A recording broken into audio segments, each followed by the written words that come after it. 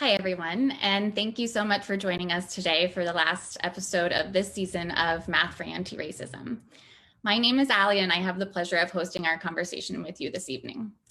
Before T2T Global launched the Math for Antiracism program, our team decided to end each season with a reflection episode focused on how these different conversations are translating into real action on the ground and ultimately real change in classrooms and communities. If it's all just talk on Facebook, who cares? Am I right?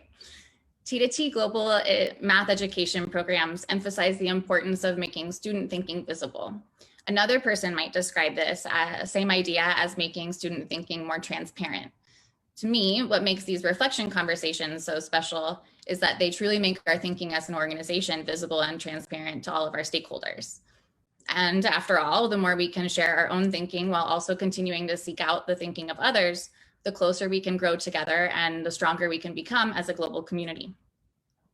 As you listen to today's conversation with members of our team, I invite you to critique our thinking and your own. So much of practicing anti-racism in daily life is about the discipline of doing so and the commitment to holding each other accountable in that process.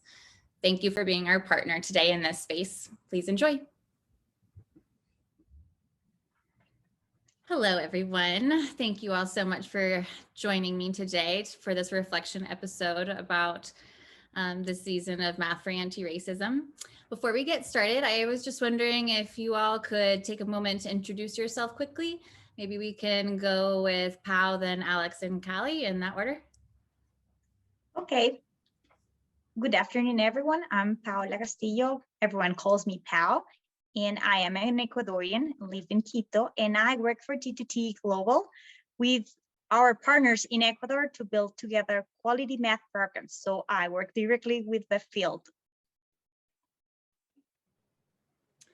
My name is Alix Van Zandt. I do something very similar to what Pao just described, but in Guatemala. So I work with the partners here on the ground, as well as our education team, our internal education team, and then our partners as well to develop our education programs for Guatemala.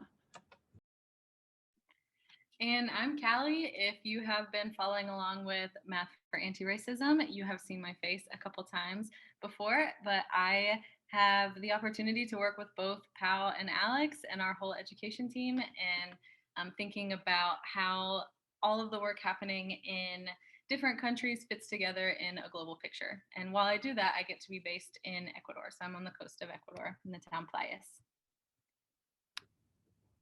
Cool.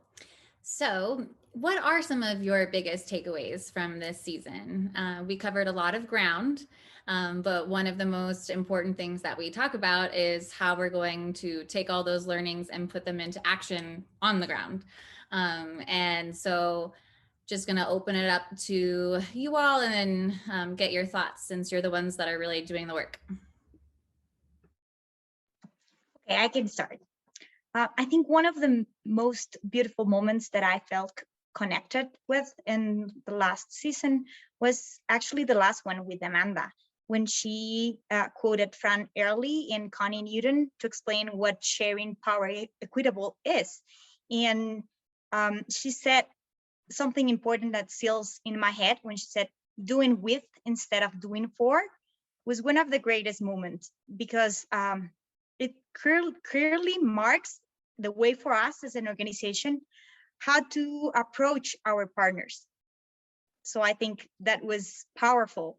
I know that's part of what we've been doing in T2T, but listening actually from Amanda, knowing that she's one of the leaders of our partner schools, was really lovely. So that, I think that was one of our greatest moments in last season. And just to add on to that, like thinking about Amanda's episode, of course, she's in country, she's in Guatemala. I've had the opportunity to work with her and her team over the last few years.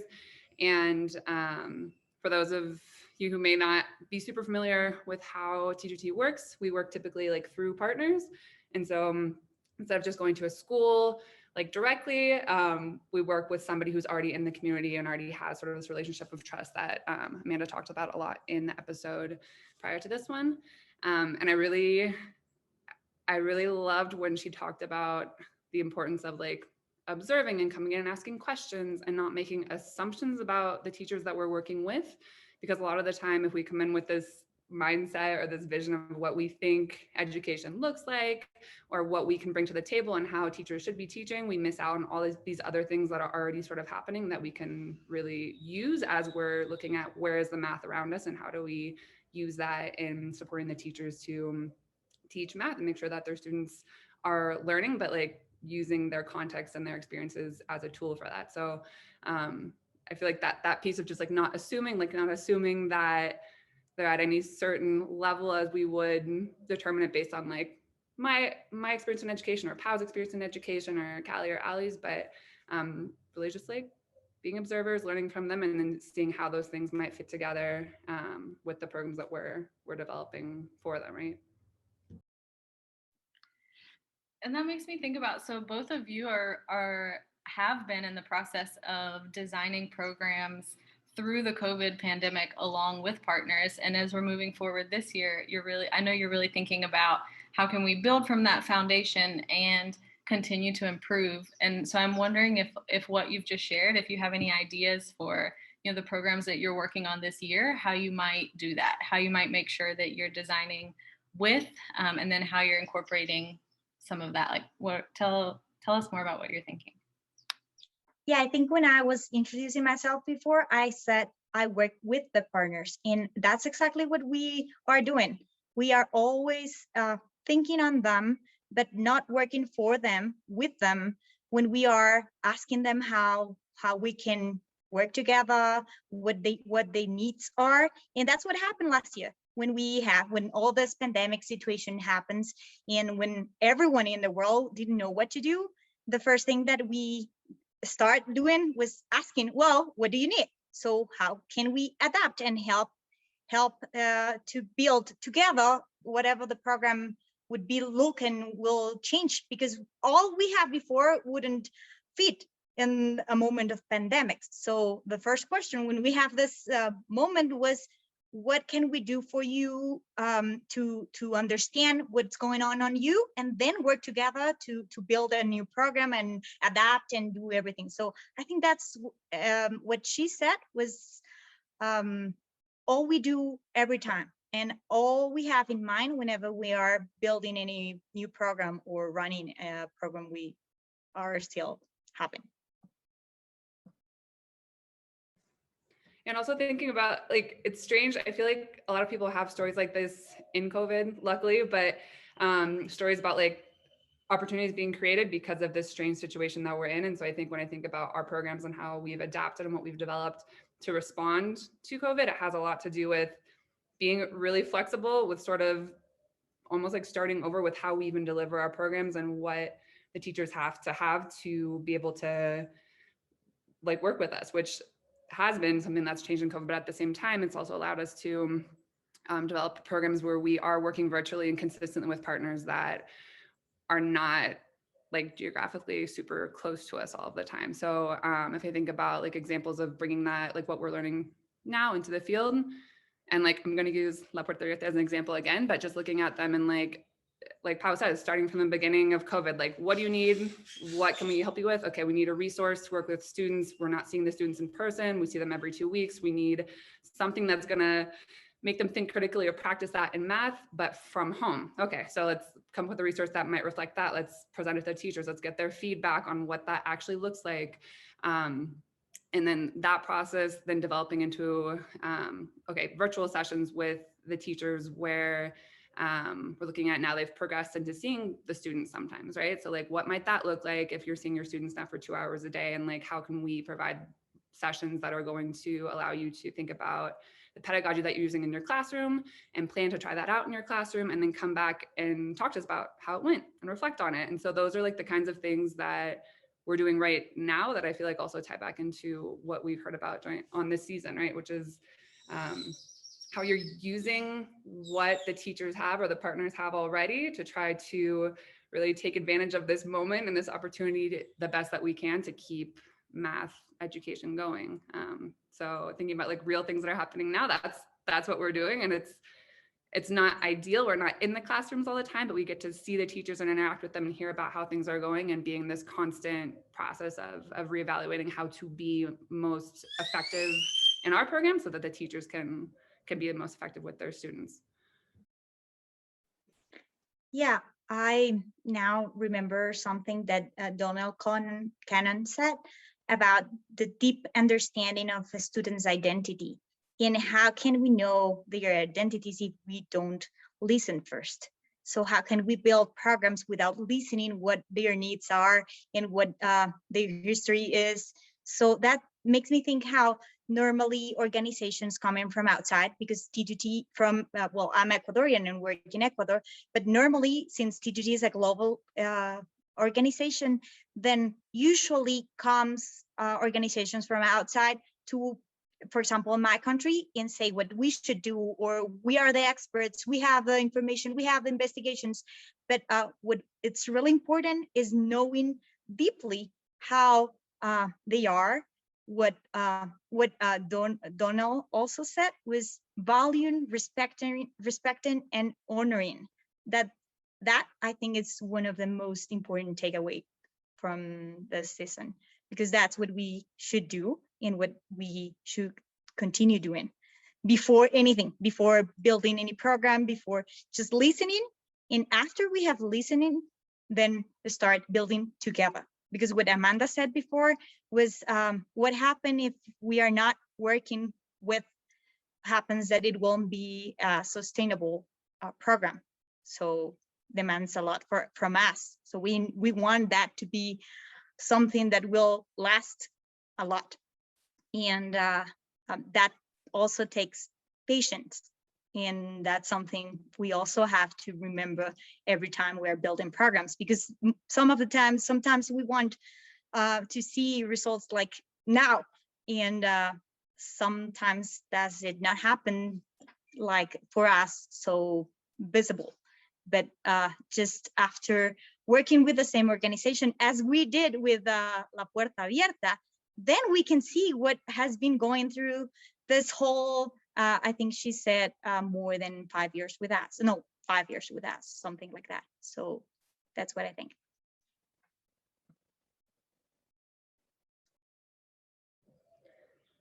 And I think also, to go with what Pao was saying, it's like thinking about like the curriculum project that was mentioned with La Puerta Abierta. There was one where it's like, yes, we could just develop a math curriculum and hand it to you and say you should learn this, but that's already been done a lot of times by national government, by other organizations, by textbooks, right? And so what is it that makes it different? Like what makes our work different is it's really contextualizing it for them, working with the teachers so they're part of the process, including them in the creation of it, so it makes sense to them, so it's relevant to them, so it actually lines up with what their objectives are for their students at the end of things. And like that piece of involving them in that and all of the work makes it more sustainable, right? It makes it something that has this ownership piece, and it's also, I think, avoids this like dependency that a lot of organizations, a lot of NGOs tend to create when they try to do good, right?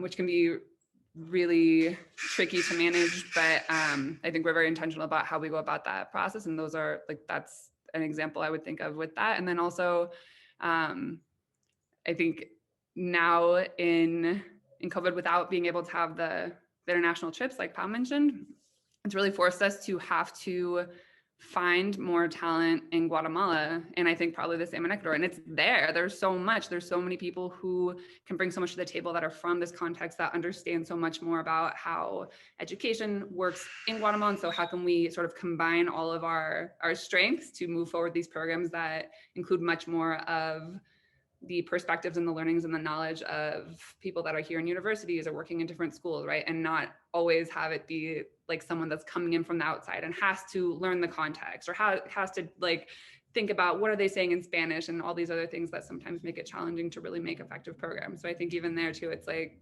we've really been forced to figure out some of these things that are actually making our programs a lot stronger, and I think will probably be what we lean towards more in the long run ultimately. So also thinking about how that looks in the field and in reality for us. Yeah, what I hear you saying sounds a lot like leading from, well, both of you leading from an assets mindset and really being intentional about what strengths exist, what's going well, what, you know, are these partners being really successful with, what is it that they want for, you know, their students, for their teachers, for their community, and really starting with what's present and celebrating that, and using that as a place to build from. It's also about recognizing that they are the experts in the room, because they are the ones that know better the students. I don't. I've been working as a teacher, and maybe in my class I can say that, but I'm not with them every day. So I can help with whatever I have studied and whatever we can connect with other experts, but recognizing that they are also the expert on the room is really important.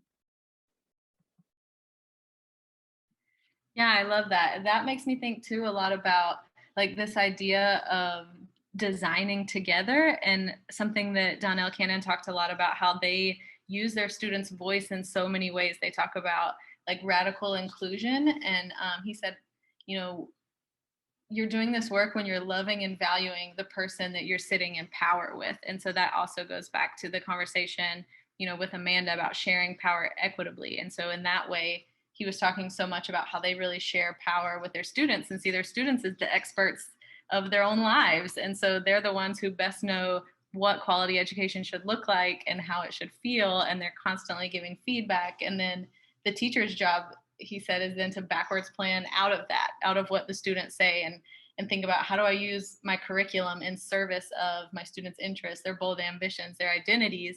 And you can't do that without really taking the time to listen. So that's cool. And I think it connects a lot too with the conversation with Dr. Brown and the intersection of anti-racism and math and social justice, and how that all comes together.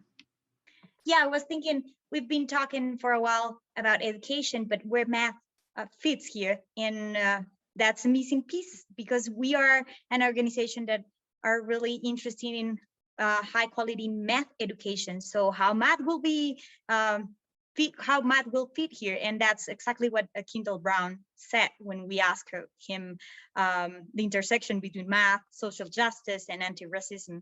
So I think his answer was really clear when he said, I think math as a tool to be used to challenge the status quo. So I think it's really important, because he thinks as math as this really important element that will let us reach this social justice world. So I think it's really important. And the way he thought in two different ways, that math will help us children to explore the world, and to explore the world while they can see whatever they cannot see from their class, because with math we can understand what's going on in the world. But also math should be something that must reflect their own identities. So that's really important, and that's the part that I think fits very well with social justice. How they can see themselves in every problem, every math problem they are working with, and how they can connect these problems with their own reality. That's the way they can actually feel math is useful. So I think that's the part that was missing in our conversation. Yeah, I definitely agree with that. It makes me think to the first episode of the season as well, where Dr. Williams was talking about these positive experiences that students have with math, like from a young age, and how much of an impact that can have on like what they think about when they think about math long term, right? And so that like positive math identity, and like, I like math, I see it all around me, it makes sense to me because it's like in my daily life, like that piece, that being the experience of the student, has such a big impact on them later on thinking like, I'm a math person or I'm not a math person, right? Just because it's what is the experience that you've had with math that really kind of drives like how you see it, even like your whole life as adults. I feel like there's so many adults who say like, I'm not a math person, and that comes from like a whole lifetime of experiences with math, right? So I think that too makes me, like what Pao's mentioning now, makes me think a lot about that, the importance of like creating these spaces and interactions and experiences with math that are positive for students, so that they associate math with something beyond just like, that's super complicated and I don't get it and I'm never going to learn it and I'm not a math person, right? There's so much that we can do, like as teachers, as educators, to really engage students in that more positive math identity. Yeah, I love the way all of this connects together to think about, like, so our vision as an organization is, we envision a just, equitable world shaped by quality math education, and how all of these things that we're talking about now are, where students and teachers are fully valued for all that they are and everything that they bring to the table. They're able to feel confident and capable and know that, yes, they are mathematicians, and yes, they can solve problems, and yes, they can challenge their thinking and challenge the thinking of someone else and learn together and grow. And they can do all of that in service of their community, in service of,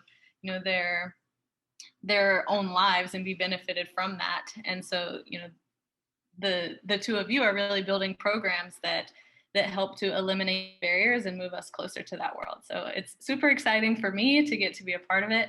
I love that we're having this conversation, and I know that this is not the end, that it's going to continue. But so thanks a lot for sharing so far, and I look forward to the continuation. Thank you so much again for joining us today. I am so, so grateful for these collaborative and transparent spaces that we build together as a community. We are currently planning the next season of Math for Antiracism, and we'll be sharing a launch date soon. In the meantime, I hope you will all check out our online learning community, which is on the Participate Learning platform. You can find a link in the chat. This is a community for educators who are interested in continuing the conversation with us and finding additional resources that will continue to grow as a part of this program that we're all building together. Thank you so much again for your time and commitment to building quality math education programs. Get your vaccine, wear your mask, and remember to love your neighbor. Thanks.